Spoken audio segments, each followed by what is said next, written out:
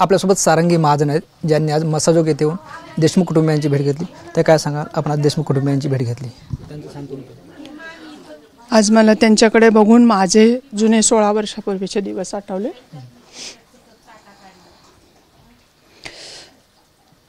जरी हे ग्रामीण भागात आणि गावा ठिकाणी राहत असले तरी दुःख त्यांचं आणि माझं एकच आहे.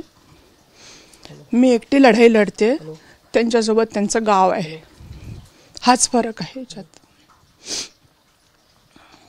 त्यांना बोलताना संतोष देशमुखांची आई, पत्नी, भाऊ झाल्या होत्या.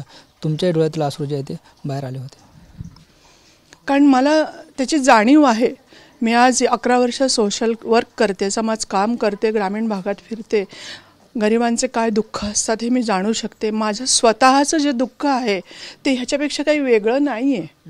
फक्त एवढंच आहे की माझं दुःख 16 वर्ष मी मागे टाकून मुलांचं शिक्षण देऊन त्यांना पुढे केलं होतं. आज ह्यांचे लहान लेकरं बघून मला खूप वाईट वाटतं. यांच्यासाठी मला काहीतरी करता आलं तर मी नक्की करणार आहे. माझी जमीन अंबेजोगाईला जी मी केस लढते त्या जमिनीतून मला काही यांना देता आलं तर मी नक्की यांच्या शिक्षणासाठी मुलांच्या मदत करेन. तुम्ही त्यांना बोलताना असंही म्हणाले की तुमचं आणि माझं दुःख एकच आहे. 16 वर्षापासून मी बघते, अजूनही मनाला शांती नाही.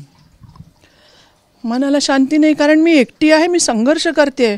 माझी धाराशिवची जागा सुटली तर मला या अंबेजोगाईत माझ्या परळीच्या जागेसाठी यावं लागतं आहे. म्हणजे मी संघर्षच करते. अजून मी कुठे शांतपणे माझ्या मुलांसोबत किंवा माझ्या कुटुंबासोबत अशी मनमोकळेपणाने नाही आहे. मन अस्थिर आहे माझं. पण ते आपण जर बघितलं तर तुम्ही धनंजय मुंडे, पंकजा मुंडेवर काही गंभीर आरोप केले होते, मात्र त्यांनी आतापर्यंत काही प्रतिक्रिया दिली नाही त्यावर. अहो ते दोघं आहे ना, माणुसकीला काळीमा फासणारे लोक आहेत. त्यांच्यामध्ये मन हृदय आहे की नाही हे समजत नाही. त्यांच्या ह्या बीड जिल्ह्यात, त्यांच्या ह्या गावामध्ये ही घटना घडलेली आहे. त्यांनी इथं स्वतः यायला पाहिजे, कुटुंबाला सांत्वन द्यायला पाहिजे. करोडो रुपये घेऊन हे जाणार कुठे आहेत? यांना फक्त 6 फुटाच्या पांढऱ्या चादरीवर जायचं आहे. शेवटी सगळं इथे ठेवायचं आहे यांना. का हे येत नाही? का हे भेटत नाही? यांच्या गावाला येऊन यांना सांत्वन द्यायला पाहिजे, कुटुंबाला आधार द्यायला पाहिजे, काहीतरी आर्थिक मदत करायला पाहिजे. हे दोघंही बहीण भाऊ येत नाही. ह्याच्यातच समजून जा की यांचे किती हात बरबटलेले आहे या बीड जिल्ह्यामध्ये. बिहार आणि बिहारपेक्षा जास्त मोठा दहशतवाद करण्यासाठी. धनंजय मुंडे यांनी स्वतःच कबूल केलं होतं की वाल्मिक कराड माझ्या जवळचे आहेत तर आहेत, पण त्यांचं जे नाव आहे ते खंडित पण आरोपी आहेत आणि हत्येच्या प्रकरणात त्यांचं नाव आहे असा दावा जे आहे ते SITने कोर्टात केला आहे. काय वाटतं या कनेक्शनबद्दल? आता बघा, माझ्या केसमध्ये गोविंद बालाजी मुंडे त्याचं ते टोळ भैरव, त्याच्यासोबत ते कनेक्शन वाल्मिक कराडचं कनेक्शन धनंजयसोबत. म्हणजे हा धनंजयसुद्धा ह्याच्यामध्येच मिक्स आहे आणि हे पंकजा पण तेवढीच मिक्स आहे. ते हे सगळे लोक जे आहेत ना, हे सगळे टोळ भैरव हे सगळं बिहारला खराब करून राहिलेत आणि बिहारसारखं हे खराब करून राहिले आहेत आपल्या बीड जिल्ह्याला. आणि मला एवढंच सांगायचं आहे की ह्या लोकांनी अजूनही जागेवर यावं, हवेत राहू नये. एवढी मोठी घटना घडलेली आहे, त्याचं कुठेतरी याचे पडसाद उमटून राहिलेले आहेत. आज देशामध्ये उमटून राहिले. भारत देशामध्ये मसाजोगचं आज नाव गेलेलं आहे. महाराष्ट्रामध्ये याची चर्चा होऊन राहिली आहे. ह्यांनी थोडं तरी विचार करून ह्या कुटुंबाला भेट द्यावी, विचार करावं. आज त्यांच्या एकेका चेहऱ्याकडे पाहून मला स्वतःला इतकं वाईट वाटलं आहे. त्याची कल्पना नाही करवत की हे कुटुंब काय सोसत असेल. संतोष देशमुख यांना न्याय मिळावा यासाठी राज्यात मोर्चे सुरू आहेत, तर दुसरीकडे वाल्मिक कराड यांच्यावर गुन्हे मागे घ्यावेत यासाठी परळी बंद होती 2 दिवस. वाल्मिक कराडसाठी परळी बंद नव्हती. वाल्मिक कराडचे माणसं गोंधळ घालतील आणि आपल्या दुकानं तोडतील, काहीतरी नुकसान होईल, त्यासाठी आपणहून लोकांनी दुकानं बंद केले. जाऊ द्या, कटकट नको म्हणून. असे काही वाल्मिक कराडसाठी कोणी बंद करणार नाही. कारण सगळ्यांना माहिती आहे गेला एकदाचा आतमध्ये, आता बरं झालं, शांती मिळाली असंच म्हणतील लोक आतून. भलेही यांना समर्थन दाखवतील. आणि मला तर म्हणायचं आहे की आता तुम्ही धनंजयला पण आत घाला, थोडे दिवस त्याला बसू द्या, हवा खाऊ द्या, सरकारी जेवण जेवू द्या, बरं वाटेल. ज्या पद्धतीनं सत्ताधारी असतील, विरोधक असतील, धनंजय मुंडेंच्या राजीनाम्याची मागणी करतात, मात्र अजितदादांची जी आहे ती स्पष्ट भूमिका पुढे आलेली नाही त्यावर. अजितदादा योग्य त्यावेळी निर्णय घेतील आहे आणि मला खात्री आहे की अजितदादा धनंजयच्या बाबतीत सुद्धा योग्य निर्णय घेतील आहे. आणि माझ्या बाबतीत तर त्यांनी खात्रीच दिली आहे की जो माझ्यासोबत धनंजयने जो व्यवहार केलेला आहे चुकीचा, तो पण मला ते त्याच्यात न्याय मिळवून देणार आहेत. सामाजिक कार्यकर्त्या अंजनी दमाने यांनी अशी ट्विट केले की धनंजय मुंडेंनी राजीनामा द्यावा. व्यंकटेश्वरा इंडस्ट्रीज सर्व्हिस नावाच्या कंपनीत मेजॉरिटी शेअर होल्डर जे आहे ते धनंजय मुंडे व राजश्री मुंडे आहेत. एका मंत्रिपदावर असताना शेअर होल्डरचा लाभ कसा घेता येईल असं त्यांचं म्हणणं आहे. नाही, राजीनामा काय, मी तर म्हणते राजीनामा तर द्यायलाच पाहिजे होता. त्यांनी स्वतःहून नैतिक जबाबदारी ही स्वीकारायला पाहिजे होती. कारण बीड जिल्ह्याचं तो नेतृत्व करतो आहे, तर त्यांनी ही जिल्ह्याची नैतिक जबाबदारी समजून त्यांनी राजीनामा पहिल्याच दिवशी द्यायला पाहिजे होता. अजूनही त्याला वेळ गेली नाही, तो राजीनामा देऊ शकतो. त्यांनी स्वतःहून आमदारकीचा सुद्धा राजीनामा द्यावा आणि आपल्या संतोष भाऊसारखे असे कित्येक घरं आहे बीड जिल्ह्यांमध्ये, त्यांच्या घराघरात जाऊन लोकांचे दुःख, गरिबी आणि हे सगळं बघावं आणि त्यांना न्याय मिळवून द्यावा. यांनी 5-6 वर्ष 10 वर्ष जेवढे जमेल तेवढे याला खाली बसवून यांनी हे सगळं काम करावं. दहशतवाद संपवावा. ह्याच्याविषयी जी दहशत लोकांच्या मनात भरली आहे ती यांनी मिटवण्याचा प्रयत्न करावा. एवढाच मी त्याला सल्ला देईन, ह्याच्यापेक्षा जास्त देणार नाही. कारण तो आता जो त्याचं हेलिकॉप्टर विमान जे म्हणतात धसभाऊ, ते फार उंच आहे. ते खाली उतरवण्यासाठी बीडची सामान्य जनताच मदत करेल. त्यांचे जे प्रश्न आहे ते प्रश्न बीडच्या सामान्य जनतेने तुमच्या माध्यमातून समोर मांडावे, सगळे त्याचे व्यवहार बाहेर काढावे, त्यानंतरच तो खाली उतरेल. तुम्ही न्यायालयीन प्रक्रियेतून जातात, आज अंबाजोगाई इथे कामानिमित्त आलात, आज काय असणार आहे कामकाज? आज आता आमच्या वकील साहेबांना माहिती आहे, आमची आज तारीख आहे 18 ऑक्टोबरला आम्ही जी केस टाकली होती अंबाजोगाई डिस्ट्रिक्ट कोर्टामध्ये 61/2024 असा आपला केस नंबर आहे. त्या संदर्भामध्ये आज न्यायालयीन कामकाजाची आज तारीख असल्यामुळे आज मी अंबाजोगाईला जाणार आहे आणि अंबाजोगाईचं कामकाज आटपून मी परळी पोलीस स्टेशनला जाणार आहे.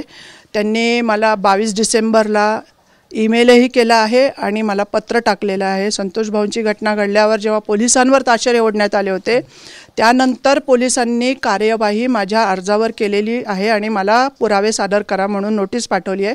त्या पुरावे सादर करण्यासाठी मी परळी पोलीस स्टेशनला आज जाणार आहे.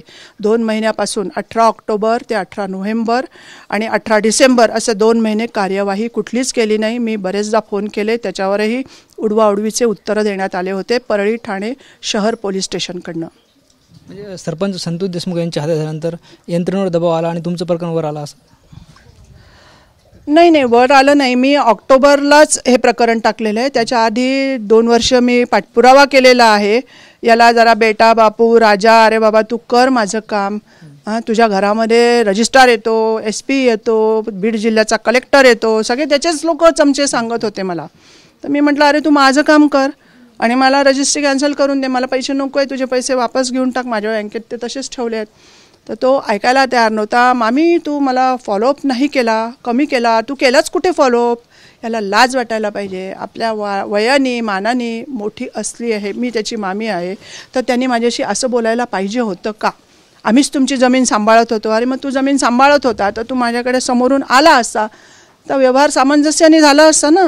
फ्रॉड करून व्यवहार करण्यात तुला काय आनंद मिळाला? त्याच्यात तुझं नाव किती खराब झालं आज. मुंडे साहेबांची पूर्णपणे इतके वर्ष त्यांनी कमवलेली इज्जत आज त्यांनी घालवलेली आहे. ह्याच्यामध्ये ती मुंडे साहेबांची मुलगी आणि हा भातपुतण्या दोघंही जबाबदार आहात.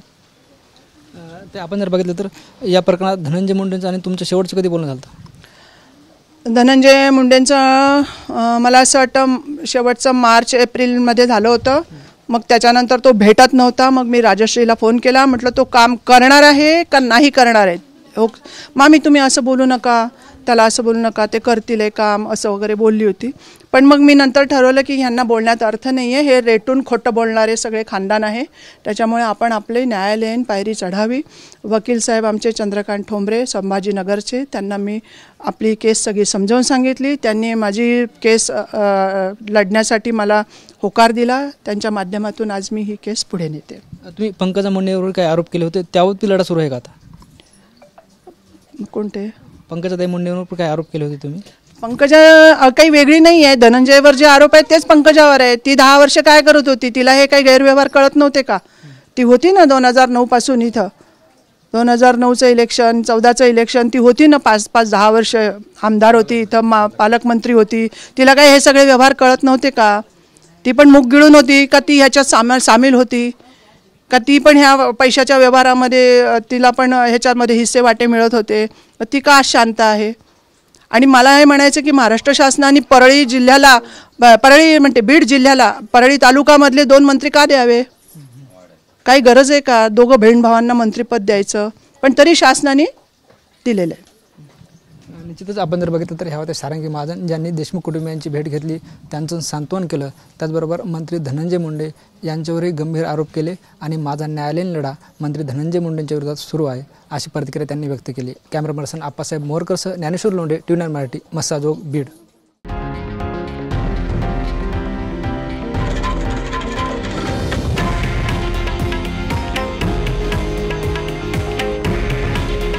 हे आहे देशातील नंबर 1 न्यूज नेटवर्क आणि आपण पाहत आहात TV9 मराठी.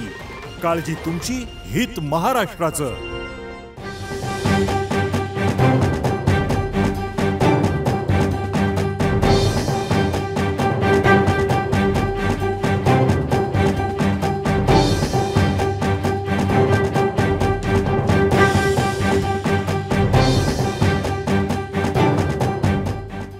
दिशा कॉम्प्युटर इन्स्टिट्यूट घेऊन येत आहे कॉम्प्युटर प्रशिक्षणातील सगळ्यात मोठी discount offer, big discount days.